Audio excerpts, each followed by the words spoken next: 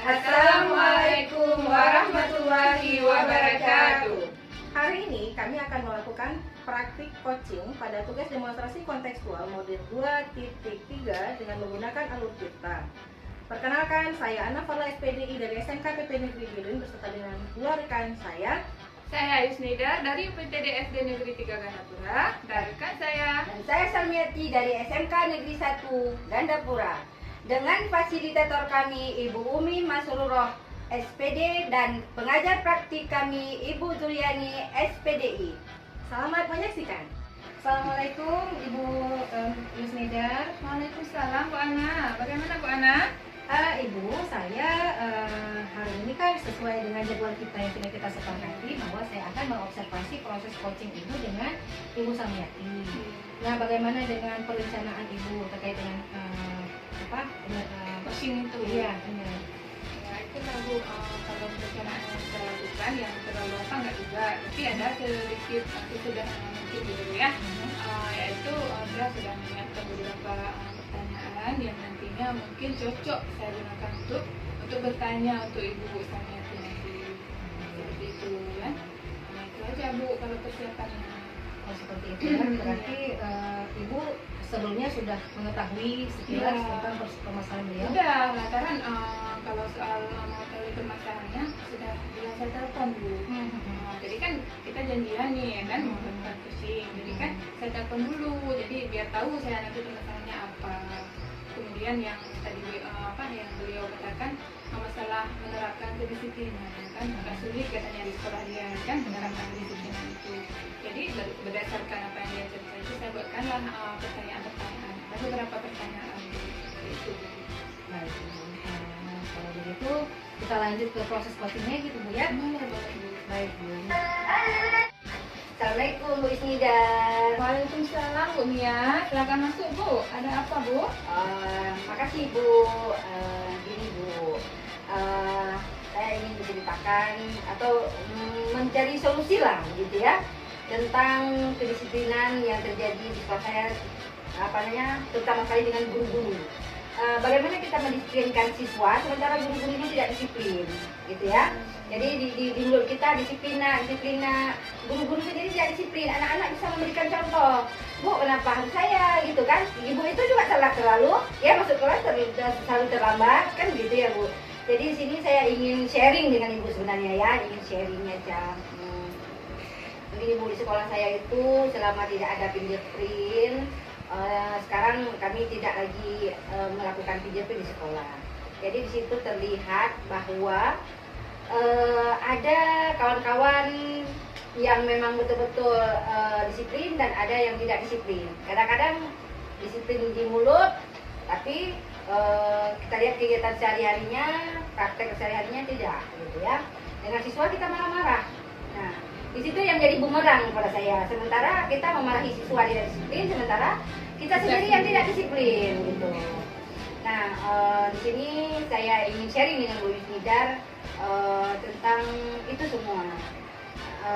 Guru-guru kami pada umumnya itu di sekolah kami itu masuk PBM ya jam 7.30. Tapi rata-rata guru datangnya jam 7.45. Nah, setelah jam 7.30 itu baru 1-2 orang. Disitulah terlihat, kita bisa lihat, oh ibu ini disiplin, ibu itu disiplin. Kebetulan saya di sekolah itu sebagai koordinator bidang kedisiplinan gitu Bu. Jadi saya merasa jadi permasalahan atau menjadi bumerang bagi saya.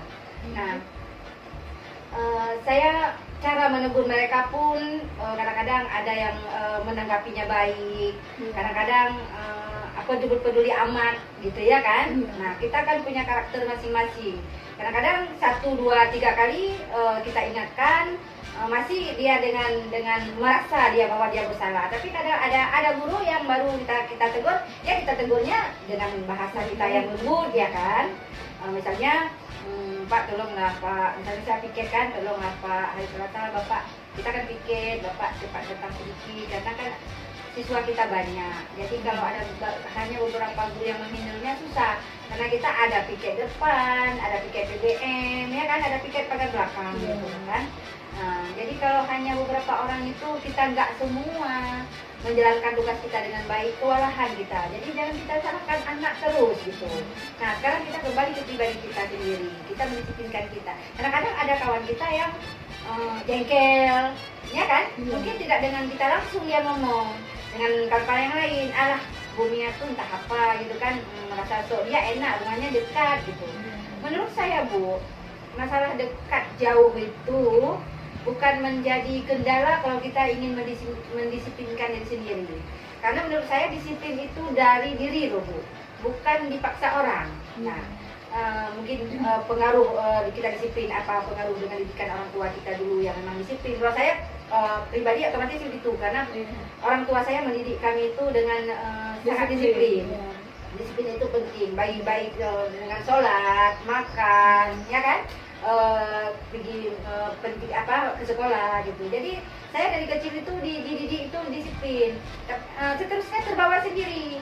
Saya terlambat ke sekolah satu kali aja, malah saya tidak nyaman di kelas di jalan itu sampai berdoa ya Allah janganlah sampai saya terlambat gitu. Tapi saya heran dengan guru-guru yang lain. Apakah dia punya perasaan begitu atau cuek aja? Malah guru-guru baru loh. Saya katakan, Bu, kami di sini udah 15 tahun, tapi kami takut dengan keterlambatan. Dengan keterlambatan. Kenapa Ibu merasa tidak ada perasaan itu sama sekali? Ada yang tersenyum, ada yang cuek, ada yang raut mukanya tidak enak. Itulah itu yang jadi problem bagi saya, Bu. Itu saja Bu cerita saya. Iya Bu, luar biasa ya cerita Ibu ya. Yaitu dalam kalau kita menerapkan disiplin itu memang sangat sulit Bu ya. Ya, jadi yang ingin saya tanyakan ya, jadi tujuan dari pembicaraan kita ini apa gitu? Saya ingin mencari solusi bagaimana supaya guru-guru itu menanamkan rasa disiplin di dalam dirinya gitu. Karena saya lihat nggak mempan dengan teguran mungkin, ya kan? Nggak mempan dengan teguran. Apa karena merasa saya bukan sesuatu di situ, bukan wakaf, bukan kepala sekolah, cuma hanya penjag disiplin saya di situ. Jadi saya berkewajiban, karena nanti kepala sekolah dan waka-waka yang lain mempertanyakan saya yang disalahkan saya. Kan ibu penjag disiplin gitu kan dengan siswa, dengan yang capek ini dengan guru loh Bu. Dengan siswa kan kita bilang keliru kali kalau anak-anak ini memang kita harus mengetahui latar belakangnya dulu kan. Kalau guru ini sampai kita bukan nggak ada kebijakan. Setiap setiap peraturan itu ada kebijakan, bukan nggak ada. Oh hari ini saya datang terlambat. Saya ada pemberitahuan gitu setidaknya. Anak saya sakit, suami saya sakit.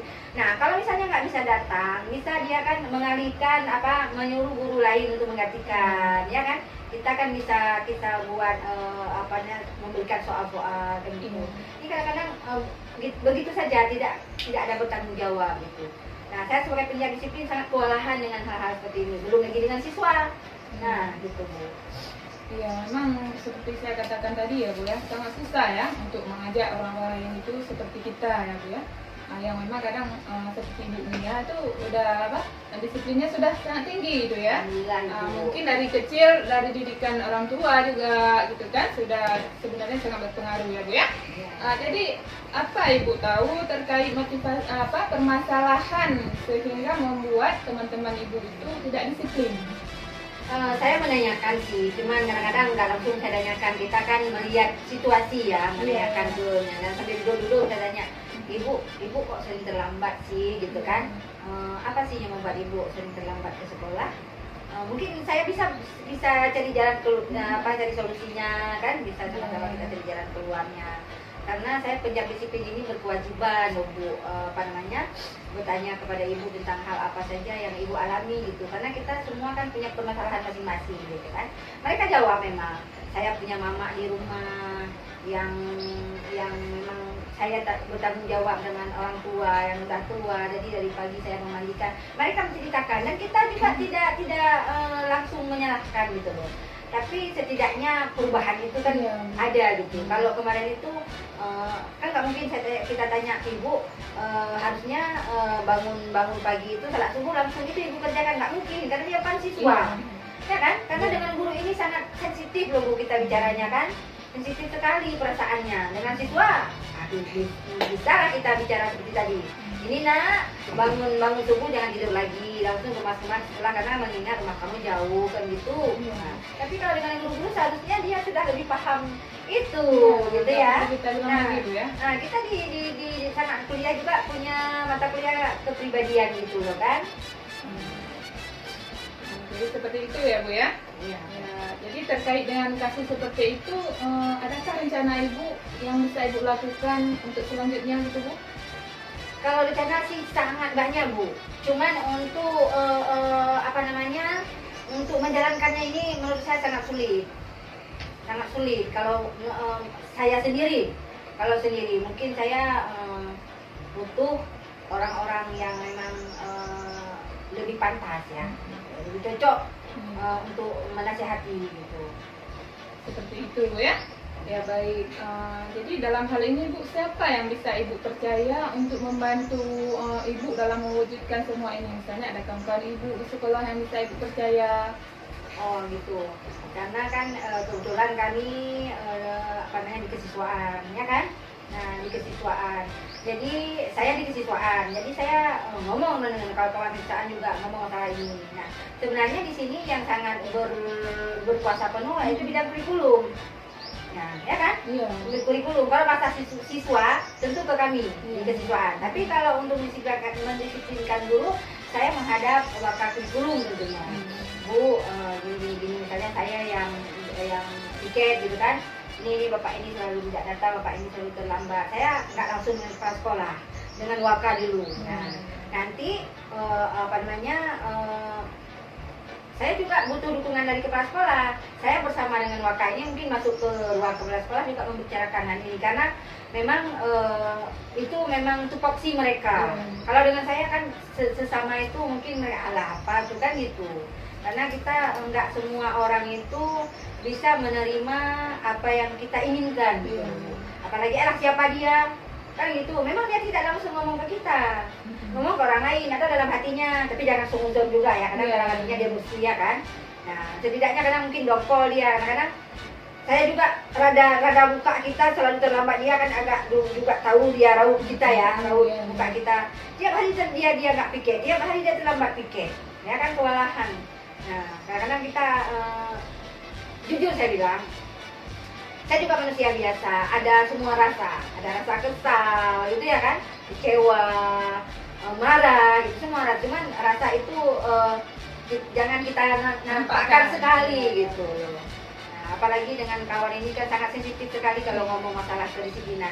Oh enak, ibu rumahnya dekat, ibu tidak ada anak di rumah, gitu kan. Ibu tidak ada orang tua yang sakit. Kita bukan tidak memaklumi itu, tapi tidak selalu kita memaklumi hal-hal yang demikian. Setidaknya kita ingin melihat sedikit perubahan gitu, jangan begitu aja. Oke lah yang memang punya masalah, kadang-kadang masih single, masih tanggung jawab tinggal di rumah orang tua. Ada juga yang seperti itu Ibu. Itu. Ya Bu, memang menarik sekali ini Bu ya. Jadi saya tadi mendengar Ibu membicarakan tentang rencana Ibu yang akan Ibu kembangkan, yang akan Ibu lakukan ya kan. Jadi dalam hal itu luar biasa rencana Ibu, memang sudah cocok itu ya kan, sudah sangat tepat untuk diterapkan saya pikir ya kan. Jadi terkait dengan itu semua, tindak lanjut yang Ibu lakukan itu seperti apa? Seperti saya katakan tadi, saya menghubungi wakil kurikulum, kemudian kan saya sharing wakil kurikulum dulu. Di situ saya sedikit lega, ya kan? Berarti jadi tugas saya udah di wakil kurikulum maksudnya, udah di handle gitu ya kan? Kemudian saya juga bilang, Bu, sebaik dua kali tubuh sebaiknya kita masuk lagi dengan kita ngomong sama kepala sekolah, sehingga kepala sekolah itu mengadakan rapat gitu tentang kedisiplinan. Dan itu dilaksanakan. Nah, dan alhamdulillah guru-guru kami sekarang kalau kemarin itu 80% yang tidak disiplin, yang insya Allah sudah tinggal 25% lagi lah yang bukan tidak disiplin. Maksudnya sangat banyak perubahan. Itu yang alhamdulillah sekali ya, yang itu yang saya inginkan tercapai lah. Nah, itu boleh menjelaskan. Iya, ya baik Bu. Jadi setelah Hasil akhirnya baik gitu ya kan. Alhamdulillah, Memang ya. untuk mendisiplinkan 100% itu tidak mungkin, kan pelan-pelan gitu. Iya, saya lihat dengan rencana-rencana Ibu tadi ya, segala macam.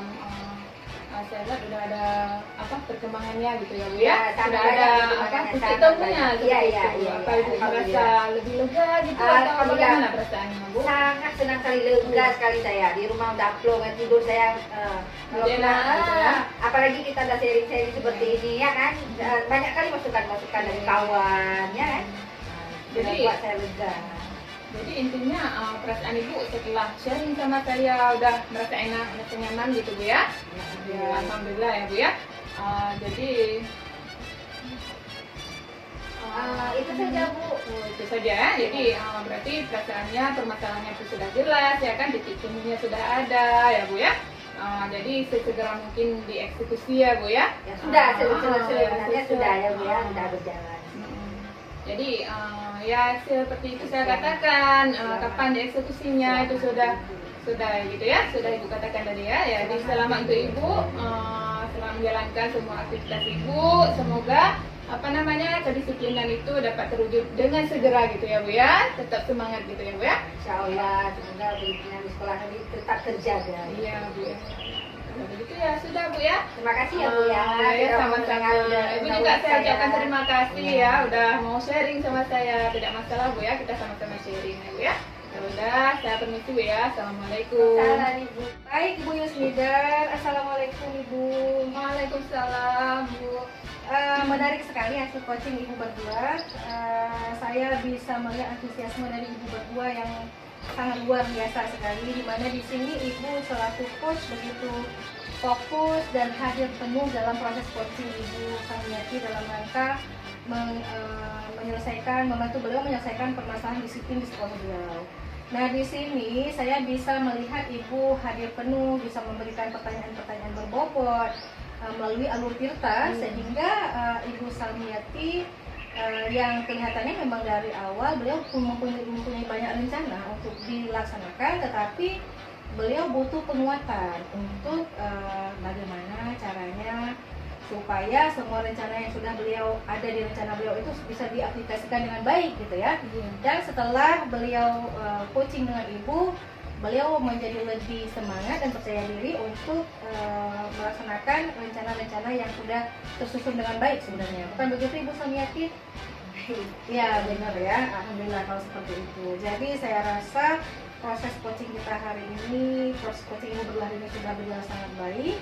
Saya ucapkan selamat, semoga hal ini bisa terus dipertahankan. Jika nanti ada teman-teman yang lain yang ingin curhat dengan Ibu, bisa Ibu atasi dan Ibu bantu Dengan semaksimal senang mungkin. hati. Baik Ibu, terima kasih. Assalamualaikum. Waalaikumsalam warahmatullahi